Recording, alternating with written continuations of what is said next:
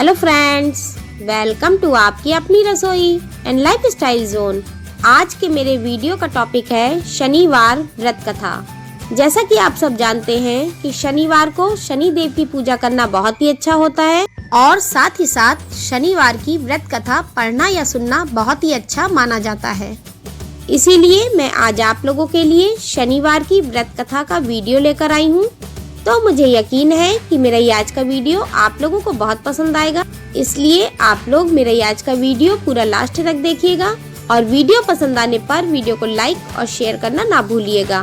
और अगर अभी तक आपने मेरे चैनल को सब्सक्राइब नहीं किया है और आप मेरे चैनल पर न्यू हैं तो मेरे चैनल को सब्सक्राइब कर दीजिए और सब्सक्राइब के बगल में बने बेल आइकॉन के बटन को जरूर दबाइए ताकि मेरे नए आने वाले अपडेट्स सबसे पहले आप तक पहुँचे। तो चलिए स्टार्ट करते हैं आज का वीडियो।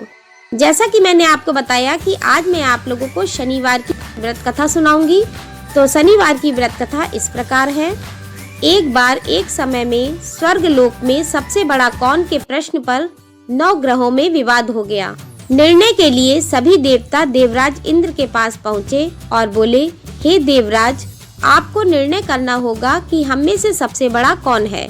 देवताओं का प्रश्न सुनकर इंद्र उलझन में पड़ गए और फिर उन्होंने सभी को पृथ्वी लोक में राजा विक्रमादित्य के पास चलने का सुझाव दिया। सभी ग्रह भूलोक जाकर विक्रमादित्य के दरबार में पहुँचे। जब ग्रहों ने अपना प्रश्न राजा विक्रमादित्य से पूछा तो वह भी कुछ देर के लिए परेशान हो उठे, क्योंकि सभी ग्रह अपनी अपनी शक्तियों के कारण महान थे। किसी को भी छोटा या बड़ा कह देने से उनके क्रोध के प्रकोप से भयंकर हानि पहुँच सकती थी। अचानक राजा विक्रमादित्य को एक उपाय सूझा और उन्होंने विभिन्न धातुओं जैसे सोना, चांदी, कांसा, तांबा, सीसा, रांगा, जस्ता, अभ्रक व लोहे के 9 आसन बनवाए। सबसे आगे सोना और सबसे पीछे लोहे का आसन रखा गया। उन्होंने सभी देवताओं को अपने अपने आसन पर बैठने को कहा। उन्होंने कहा, जो जिसका आसन हो ग्रहण करे। जिसका आसन पहले होगा वह सबसे बड़ा तथा जिसका आसन बाद में होगा वह सबसे छोटा होगा। क्योंकि लोहे का आसन सबसे पीछे था, इसलिए श्री शनिदेव समझ गए कि राजा ने मुझे सबसे छोटा बना दिया है। इस निर्णय से भगवान शनिदेव रुष्ट होकर बोले, हे राजन, तुमने मुझे सबसे पीछे बैठाकर मेरा अपमान किया है। तुम मेरी शक्तियों से परिचित नहीं हो। सूर्य एक राशि पर 1 महीने, चंद्रमा 2 महीने 2 दिन, मंगल 1.5 महीने, बुध और शुक्र 1 महीने, बृहस्पति 13 महीने रहते हैं। लेकिन मैं किसी भी राशि पर 2.5 वर्ष से लेकर 7.5 वर्ष तक रहता हूँ। बड़े बड़े देवताओं को मैंने अपने प्रकोप से पीड़ित किया है। अब तुम भी मेरे प्रकोप से सावधान रहना। इस पर राजा विक्रमादित्य बोले, जो कुछ भाग्य में होगा देखा जाएगा।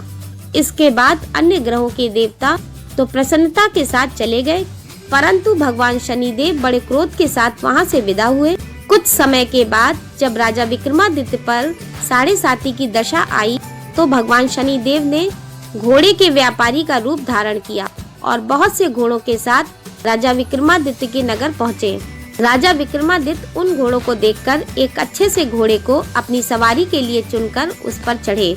राजा जैसे ही उस घोड़े पर सवार हुए वह बिजली की गति से दौड़ पड़ा। तेजी से दौड़ता हुआ घोड़ा राजा को दूर एक जंगल में ले गया और फिर वहां राजा को गिराकर गायब हो गया।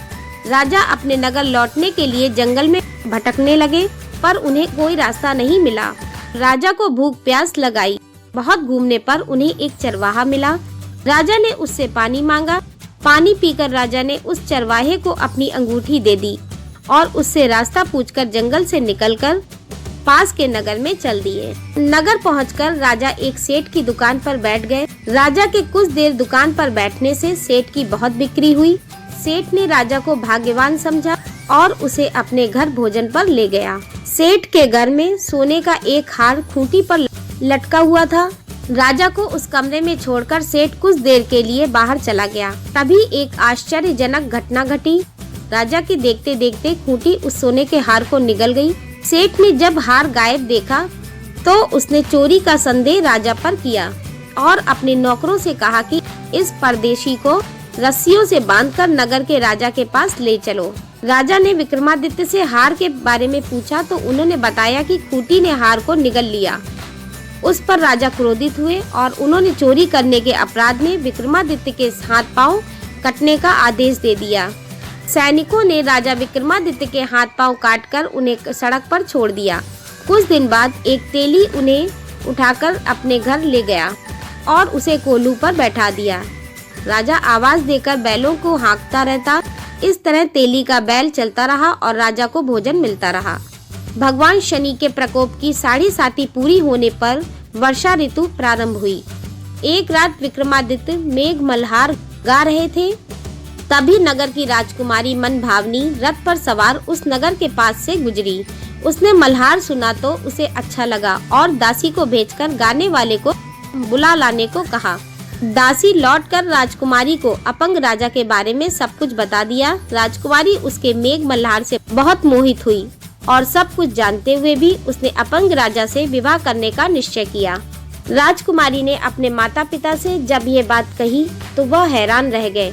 उन्होंने उसे बहुत समझाया पर राजकुमारी ने अपनी जिद नहीं छोड़ी और प्राण त्याग देने का निश्चय कर लिया। आखिरकार राजा रानी को विवश होकर अपंग विक्रमादित्य से राजकुमारी का विवाह करना पड़ा। विवाह के बाद राजा विक्रमादित्य और राजकुमारी तेली के घर में रहने लगे। उसी रात स्वप्न में शनिदेव भगवान ने राजा से कहा, राजा तुमने मेरा प्रकोप देख लिया, मैंने तुम्हें अपने अपमान का दंड दिया है। राजा ने भगवान शनिदेव से क्षमा मांगी और क्षमा करने को कहा और प्रार्थना की, हे शनिदेव महाराज, आपने जितना दुख मुझे दिया है अन्य किसी को ना दीजिएगा। शनिदेव भगवान ने कहा, राजन मैं तुम्हारी प्रार्थना स्वीकार करता हूँ। जो कोई स्त्री पुरुष मेरी पूजा करेगा, कथा सुनेगा, जो नित्य ही मेरा ध्यान करेगा, चींटियों को आटा खिलाएगा, वह सभी प्रकार के कष्टों से मुक्त होता रहेगा तथा उसके सब मनोरथ पूर्ण होंगे। यह कहकर शनिदेव भगवान अंतर्ध्यान हो गए। राजकुमारी ने अपने माता पिता से जब ये बात कही तो वह हैरान रह गए। प्रातःकाल राजा विक्रमादित्य की नींद खुली तो अपने हाथ पांव देखकर राजा को बहुत खुशी हुई।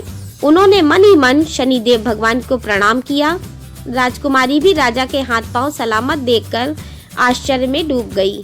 तब राजा विक्रमादित्य ने अपना परिचय देते हुए शनिदेव भगवान के प्रकोप की सारी कहानी सुनाई। इधर सेठ को जब इस बात का पता चला तो दौड़ता हुआ आया, राजा विक्रमादित्य के चरणों में गिरकर क्षमा मांगने लगा। राजा विक्रमादित्य ने उसे क्षमा कर दिया क्योंकि वह जानते थे कि यह सब शनिदेव भगवान के प्रकोप के कारण हुआ था। सेठ राजा विक्रमादित्य को पुनः अपने घर ले गए और उन्हें भोजन कराया। भोजन करते समय वहां एक आश्चर्य घटना घटी। सबके देखते देखते उस खूंटी ने हार उगल दिया। सेठ ने अपनी बेटी का विवाह भी राजा के साथ कर दिया और बहुत से स्वर्ण आभूषण धन आदि देकर राजा को विदा किया। राजा विक्रमादित्य राजकुमारी मनभावनी और सेठ की बेटी के साथ अपने नगर वापस पहुँचे तो नगर वासियों ने हर्ष के साथ उनका स्वागत किया। अगले दिन राजा विक्रमादित्य ने पूरे राज्य में घोषणा करवाई कि शनिदेव भगवान सब ग्रहों में श्रेष्ठ हैं। प्रत्येक स्त्री पुरुष को शनिदेव भगवान का व्रत करना चाहिए और व्रत कथा अवश्य सुननी चाहिए।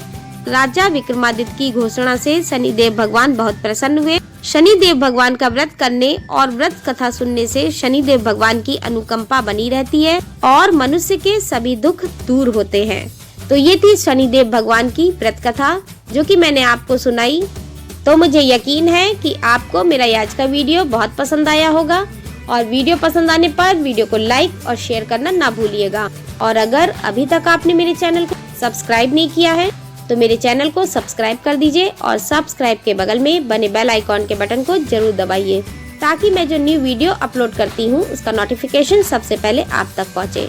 अगले नए वीडियो के साथ फिर मिलते हैं। Okay bye friends.